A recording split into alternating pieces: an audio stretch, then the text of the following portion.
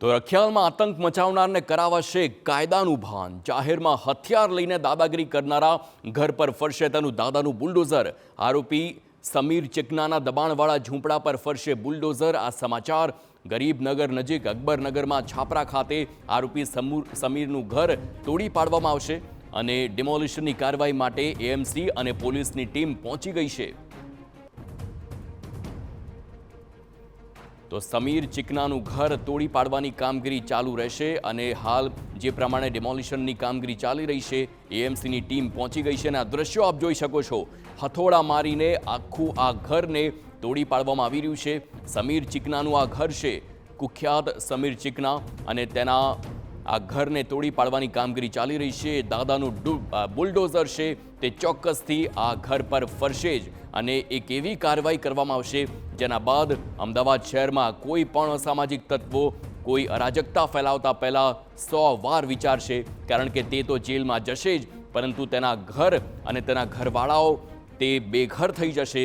તેમના માથેથી છાપરું પણ નહીં રહે એવી સ્થિતિ પેદા કરવામાં આવશે। આ રખિયાલમાં આતંક મચાવનાર સમીર ચિકનાનું ઘર છે તે જાહેરમાં હથિયાર લઈ દાદાગીરી કરતો હતો અને હવે તેના જ ઘર પર દાદાનું બુલડોઝર ફરવા જઈ રહ્યું છે। આરોપી સમીર ચિકના તેનું દબાણવાળું ઝૂંપડું હતું તેને તોડી પાડવાની કામગીરી હાથ ધરવામાં આવી છે અને હાલ એએમસીની ટીમ અને દબાણ હટાવ કામગીરીની જે આખી ટીમ છે તે આખા જે ઝૂંપડાઓના વિસ્તાર છે તેમાં માત્ર સમીર ચિકનાનું ઘર જ તોડી પાડવા પહોંચી છે અને આ વાતને લઈ આસપાસના લોકો અને અન્ય જે આતંક મચાવનાર શખ્સો છે તેમાં પણ એક દાખલો પણ બેસશે કે જો અમદાવાદના રોડ રસ્તા પર અમે પણ આવી દાદાગીરી કરી તો નેક્સ્ટ ટાઈમ આવતો વારો મારા ઘરનો પણ હોઈ શકે છે। ચોક્કસથી આ દાખલારૂપ કાર્યવાહી કરવામાં આવી રહી છે, કારણ કે છેલ્લા લગભગ 2 મહિનાથી એવા અનેક દ્રશ્યો, એવી અનેક ઘટનાઓ સામે આવી છે જ્યાં જાહેર રોડ રસ્તા પર મારામારીની ઘટના બને છે, નજીવી બાબતે હત્યા પણ કરી દેવામાં આવે છે, સરકારી જેટલી પણ મિલકત છે તેમાં નુકસાન પણ પહોંચાડવામાં આવતું હોય તેવી અનેક ઘટનાઓ સામે આવી છે। આ સમીર ચિકના જેવા લોકો છે જે જાહેરમાં હથિયાર લઈને ફરે છે, ક્યાંક દેશી કટ્ટો હોય કે છરો હોય, આ તમામ વસ્તુ લઈ સ્થાનિક લોકોને, આસપાસના રહીશોને ડરાવતા ધમકાવતા હોય છે, શહેરીજનોને હેરાન કરતા હોય છે અને તેના કારણે જ ડરનો માહોલ તે ખુદનો પેદા કરવાની કોશિશ કરે છે। પરંતુ આ જે તત્વો છે તેમની સામે એવી કાર્યવાહી થવી જોઈએ જેના બાદ તે હથિયાર તો દૂરની વાત છે, તે પોતાના ઘરની બહાર પણ નીકળતા 100 વખત વિચારે તેવી સ્થિતિનું નિર્માણ થવું જોઈએ અને તેના માટે જ આ દાખલારૂપ કાર્યવાહી કરવામાં આવી રહી છે।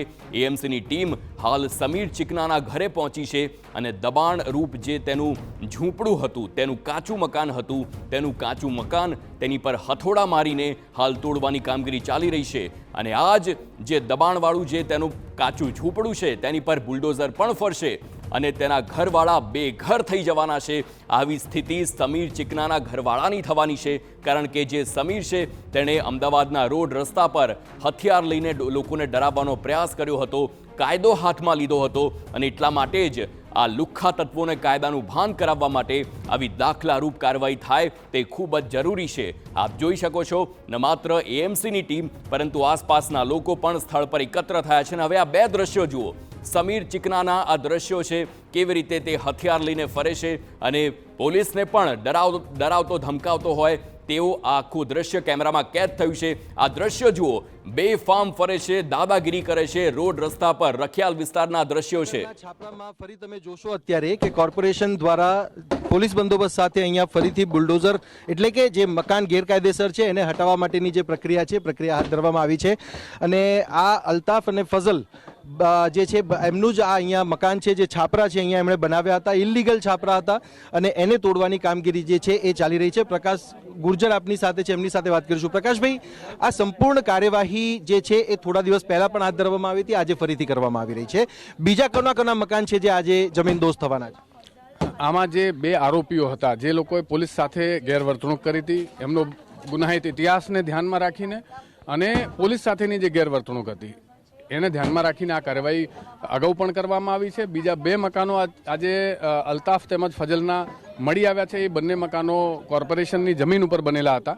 અમે માનનીય મ્યુનિસિપલ કમિશનરશ્રીને પત્ર લખીને વિનંતી કરી હતી કે આ જે આરોપીઓ છે, જે લોકોએ ખૂબ પોલીસ સાથેનું જે ગેરવર્તન કર્યું છે, એ આરોપીઓના મકાનો સરકારી જમીન ઉપર એટલે કે કોર્પોરેશનની જમીન ઉપર છે, એને તોડી પાડીને એક દાખલો બેસાડવો જોઈએ અને બાકીના લોકોને પણ, બાકીના ગુનેગારોને પણ એક ચોક્કસપણે એક કડક દાખલો બેસે, એક સ્ટ્રોંગ મેસેજ જાય કે ભાઈ આપણે આ કાયદાનું પાલન કરવું પડશે, કાયદાને માન સન્માન આપવું પડશે. અચ્છા, બીજો એક છે સમીર ચીકના, એનું પણ મકાન છે જે આજે આ રીતે જમીનદોસ્ત થવાનું છે.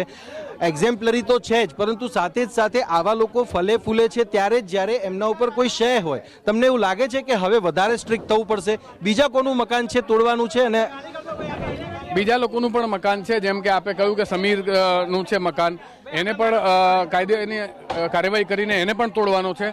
એટલે કુલ મળીને આપે જે કહ્યું છે કે સ્ટ્રોંગ મેસેજ, જે લોકો ગુનેગાર છે અને ભવિષ્યમાં કોઈને પણ આવો વિચાર કરતા પણ બીક લાગે એ પ્રકારની દાખલારૂપ કામગીરી કરવાની જરૂરિયાત ઊભી થશે. તો આપ જોશો અત્યારે કે જે મકાન તોડવાની કામગીરી છે એ કરવામાં આવી રહી છે. અલ્તાફ અને ફઝલ જે છે એ બંને ના જે આ મકાનો છે, મકાન અહીંયા અત્યારે તોડવામાં આવી રહ્યું છે. આ સાથે જ સમીર ચીકના, જેના સામે પણ શરીર સંબંધી ગુનાઓ નોંધાયેલા છે અને એના તરફથી પણ જે દબાણ કરવામાં આવ્યું છે અને મકાન બનાવવામાં આવ્યું છે અને એનું ભાડું તેઓ વસૂલતા હતા, ત્યારે આ સમગ્ર બાબતને લઈને એક્ઝેમ્પલરી કાર્યવાહી તો છે જ, પરંતુ આવા લોકોને પહેલાથી જ આઈડેન્ટિફાઈ કરવા જોઈએ કે જે અસામાજિક તત્વો જે આ પ્રકારે પોતાનું માથું ઉચકે પહેલા જ એમને ડામી દેવાની જરૂર છે. નહીં તો આ પ્રકારની પરિસ્થિતિ ફરીથી ભવિષ્યમાં સર્જાય એ પ્રકારની જે સ્થિતિ છે એ સ્થિતિ ફરીથી ઊભી થઈ શકે છે. ત્યારે કોર્પોરેશન હોય કે પોલીસ ડિપાર્ટમેન્ટ હોય કે પછી અન્ય વિભાગો હોય, એમણે એક સાઝા કાર્યવાહી કરીને આવા તત્વોને ડામવાની જરૂર છે. કેમેરામેન નિલેશ વગોરા સાથે સચિન પાટીલ, TV9 અમદાવાદ.